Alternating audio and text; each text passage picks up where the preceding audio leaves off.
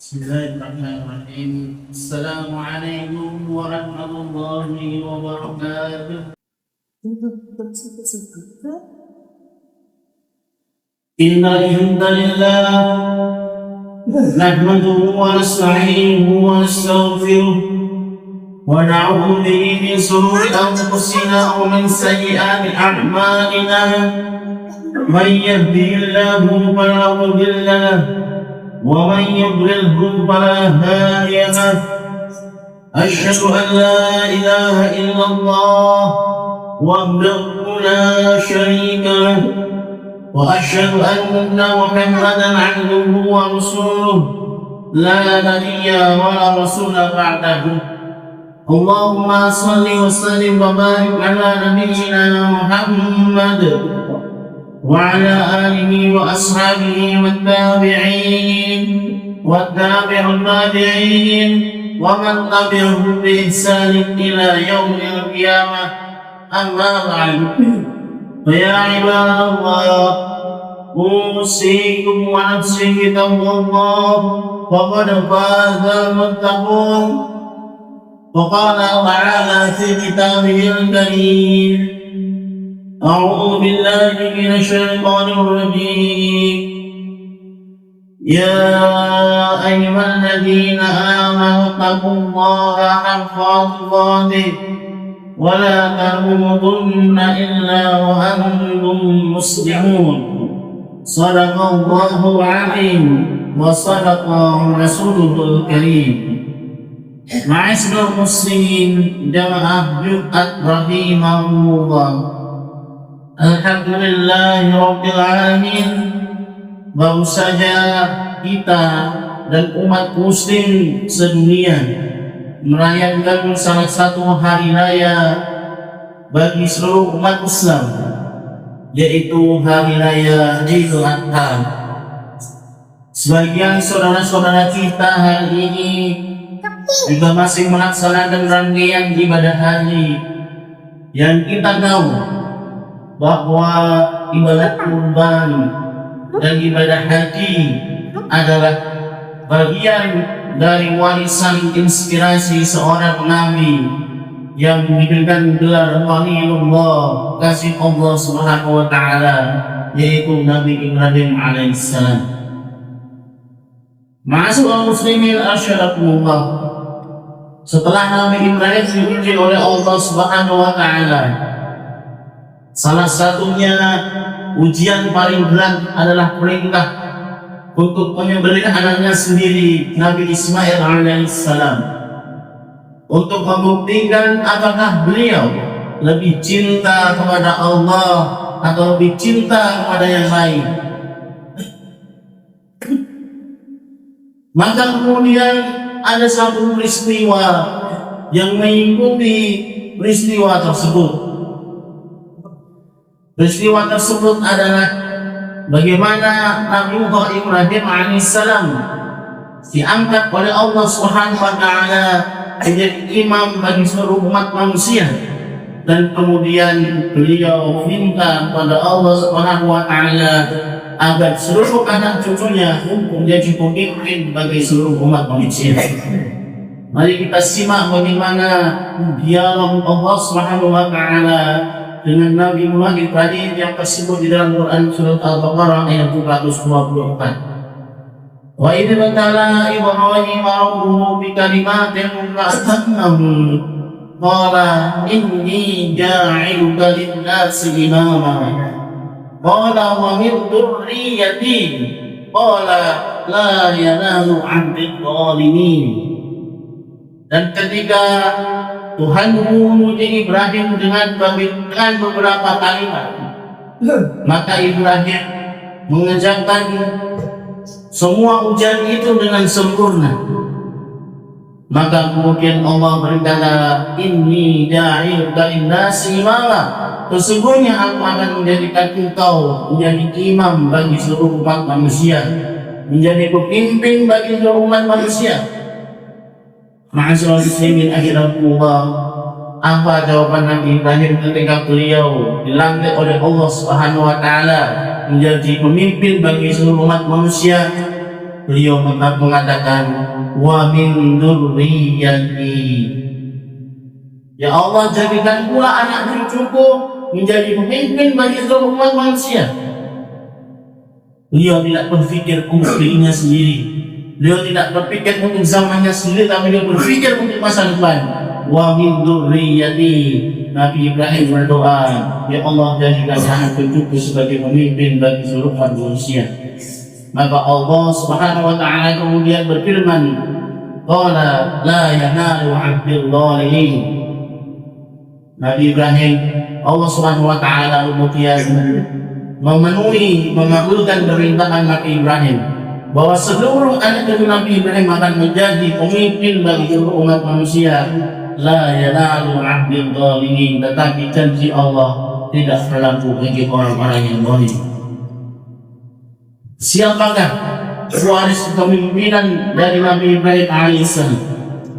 Pewaris kepemimpinan dari Nabi Ibrahim alaihissalam adalah kaum muslimin, adalah orang-orang Islam, adalah orang-orang yang beriman kepada Allah Subhanahu wa ta'ala.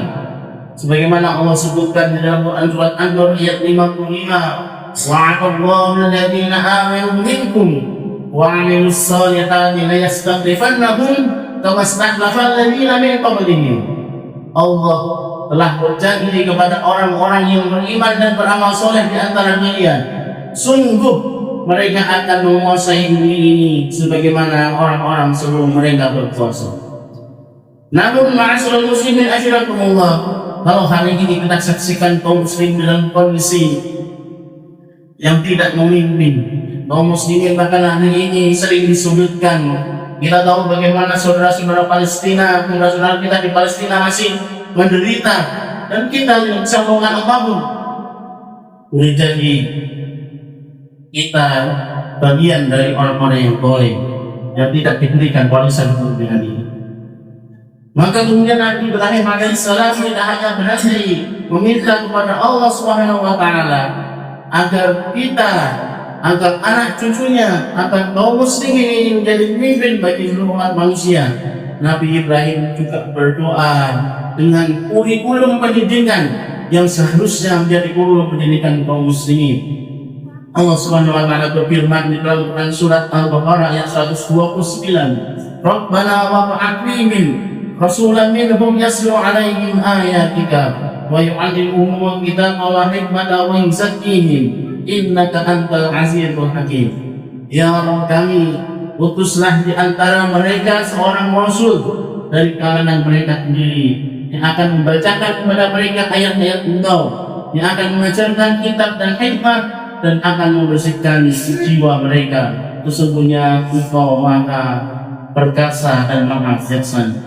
Ma'asyiral muslimin asyhadulillah, doa ini diucapkan Nabi Ibrahim ribuan tahun sebelum Masehi, dan Allah Subhanahu wa ta'ala kemudian mengabulkan doa ini terus menerus dari satu generasi ke generasi sampailah kepada generasi Rasulullah Muhammad sallallahu alaihi wasallam.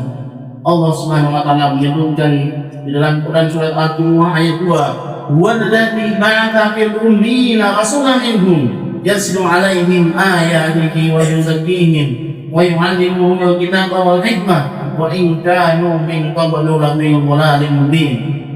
Dialah Allah yang mengutus dari kalangan yang buta huruf seorang rasul dari kalangan mereka sendiri, yatlu 'alaihim ayati, membacakan ayat-ayat Allah Subhanahu wa ta'ala, wa yuzakkihim, membersihkan jiwa mereka, wa yu'allimuhumul kitaba wal hikmah, mengajarkan kepada mereka Al-Quran dan As-Sunnah dan hikmah, wa in kanu min qabli lafi dhalalin mubin, sebelumnya mereka dalam kondisi kesesatan yang nyata.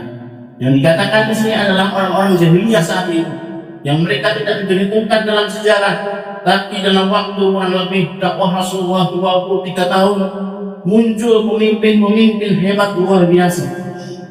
Bahkan di era kejayaan Islam ada seorang khalifah namanya Khalifah Umar bin Abdul Aziz yang mampu membuat seluruh rakyatnya tidak ada satupun yang berhak menerima zakat. Semuanya adalah muzaki, Tidak ada mustahil karena semuanya dalam kondisi sejahtera. Ma'asyiral muslimin asyhadulillah. Inilah seharusnya yang ditanamkan dalam pendidikan untuk anak-anak kita, untuk diri kita, untuk keluarga kita. Yang pertama adalah yatlu alaihim ayati, membaca Al-Quran. Sudahkah anak-anak kita ajarkan membaca Al-Quran dengan baik? Sudahkah kita sendiri belajar membaca Al-Quran dengan baik? Mari kita risau jika anak-anak kita belum bisa membaca Al-Quran, sebagaimana kita risau kalau mereka tidak bisa membaca huruf Al-Fatihah. Yang kedua, wa yuzakkihim yang adalah membersihkan jiwa mereka. Ada 3 tafsir di sini. Yang pertama adalah membersihkan akidah mereka dari segala bentuk kesyirikan, dari segala bentuk penyimpangan, memurnikan tauhid mereka kepada Allah Subhanahu wa taala. Yang kedua, mengajarkan ibadah yang benar. Yang ketiga, mengajarkan adab dan akhlak yang baik. Masyaallah muslimin Allah, sungguh diri saya ini kalau kita melihat generasi muslim lagi. Kami pernah suatu hari diminta untuk mengisi sebuah kajian di salah satu sekolah Islam. Sekolah Islam yang cukup besar di Indonesia, yang banyak cabangnya. Dan mereka seusia SMA. Ketika kami tanyakan kepada mereka, berapa di antara kalian yang sholatnya masih bolong-bolong? 50% lebih di antara mereka mengatakan sholat adalah salah satu yang belum kita tanamkan pada generasi hari. Sudahkah kita menanamkan pada generasi hari ini? Yang ketiga,